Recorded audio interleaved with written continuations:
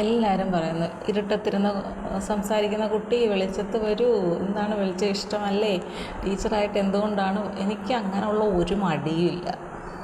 ഉള്ള കാര്യം, എൻ്റെ മനസ്സിലുള്ള കാര്യം, ഞാൻ കേട്ടറിഞ്ഞ കാര്യം, പറഞ്ഞറിഞ്ഞ കാര്യം, ഇതൊക്കെ എനിക്ക് ആരോടും പറയാൻ എനിക്കൊരു മടിയുമില്ല. ഞാൻ പറഞ്ഞല്ലോ, ഞാനൊരു ലക്ഷ്യം വച്ചിരിക്കുകയാണ്. ആ ലക്ഷ്യം കഴിഞ്ഞാൽ എപ്പോൾ വേണമെങ്കിലും എനിക്ക് എല്ലാവരുടെയും മുന്നിലെത്താം. പിന്നെ ഒരു കാര്യം ഞാൻ പറയട്ടെ, നമ്മൾ കുഞ്ഞിലെ തൊട്ട് കേൾക്കുന്ന ഒരു കാര്യമാണ് റേഡിയോയിൽ. കഴിഞ്ഞ ദിവസം ഞാൻ നാടകത്തെക്കുറിച്ച് മറ്റേ ചാനലിൽ ഇങ്ങനെ ഒരു വീഡിയോ ചെയ്തപ്പോഴും ഞാനിങ്ങനെ അതിനെക്കുറിച്ച് ഓർത്തു.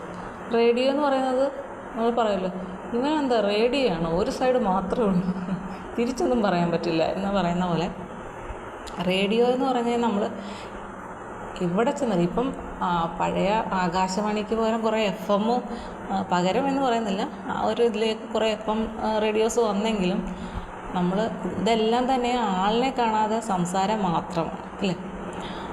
പക്ഷേ എല്ലാവർക്കും ഇല്ലേ, വണ്ടി ഓടിക്കുമ്പോഴായാലും കേൾക്കാൻ ഇഷ്ടം, ആസ്വദിച്ച് മുന്നോട്ട് പോകാനും ഒക്കെ ഇഷ്ടം എന്ന് പറയുന്നത് ഈ റേഡിയോ തന്നെയാണ്.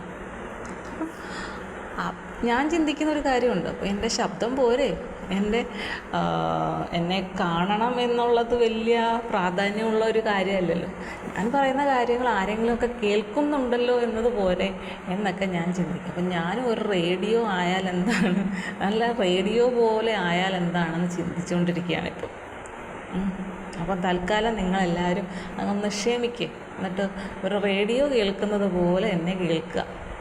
പിന്നെ ഒരു കാര്യമുണ്ട്, നിങ്ങളിത് ഒറ്റ കാര്യമേ പറയാറുള്ളൂ ഇതിനെക്കുറിച്ച്, വെളിച്ചത്തേക്ക് വരൂ വെളിച്ചത്തേക്ക്. പക്ഷേ ഞാനിടുന്ന ഓരോ വീഡിയോസും കണ്ടിട്ട് അതിനൊരു അഭിപ്രായം പറയുന്ന എത്ര പേരുണ്ട്? കുറച്ച് പേര്. ചില ദിവസം അഭിപ്രായം കാണും, ചിലപ്പോൾ അതും കാണത്തില്ല. അല്ലെങ്കിൽ എന്തെങ്കിലും ഇന്നതിനെക്കുറിച്ച് സംസാരിക്കൂ, അല്ലെങ്കിൽ വേറെ എന്തെങ്കിലുമൊക്കെ കാര്യങ്ങൾ ചോദിക്കുകയോ പറയുക, പോസിറ്റീവായിട്ടുള്ള ഒന്നും വേറെ ഒന്നും ഞാൻ അങ്ങനെ. കുറച്ച് പേരൊക്കെ കമൻറ്റ് ചെയ്യും എന്നുള്ളത്. കൂടുതലും പേരും പറയുന്നത് വെട്ടത്തേക്ക് വരും, വെളിച്ചത്തിലേക്ക് വരും ഉള്ളു. അപ്പോൾ അതിനൊപ്പം തന്നെ ഈ വെളിച്ചത്തിൻ്റെ കാര്യം പറയുന്നതിനൊപ്പം തന്നെ നിങ്ങൾക്ക് പറയാനുള്ള അഭിപ്രായങ്ങൾ കൂടി എന്നെ അറിയിക്കുകയാണെങ്കിൽ എനിക്ക് ഹാപ്പിയാണ് ഞാൻ. കാരണം പിന്നീട് എനിക്ക് ആ രീതിയിൽ അങ്ങോട്ട് മുന്നോട്ട് പോയാൽ മതിയല്ലോ. ഓക്കെ അല്ലേ? അപ്പോൾ അത് ഞാൻ എന്നായാലും നിങ്ങളുടെ മുന്നിൽ വന്നിരിക്കും. അപ്പം ഞാൻ ആദ്യമൊന്നും കുഞ്ഞിനെ കുറിച്ച് ഒന്നും പറയില്ലായിരുന്നു. പിന്നീട് കുഞ്ഞിനെക്കുറിച്ച് പറയാൻ തുടങ്ങി. ഇപ്പോൾ അവളുടെ സംസാരമൊക്കെ ഞാൻ എല്ലാവരും കേൾക്കത്തക്ക രീതിയിൽ ഇടുന്നുണ്ടല്ലോ. അപ്പോൾ അതൊക്കെ ഇനി അവളെയും കാണിക്കാൻ തുടങ്ങും. പതുക്കെ ഞങ്ങൾ രണ്ടുപേരൂടെ വരാൻ തുടങ്ങും. അങ്ങനെ ഒരു കോണ്ടാക്റ്റ് വീണ്ടും അങ്ങനെ വന്നുകൊണ്ടിരിക്കും. എല്ലാം ഘട്ടം ഘട്ടമായിട്ട് നമുക്ക് ചെയ്യാം. പെട്ടെന്നൊരു സുപ്രഭാതത്തിൽ എല്ലാം കൂടെ ആയിക്കഴിഞ്ഞാൽ ശരിയല്ല.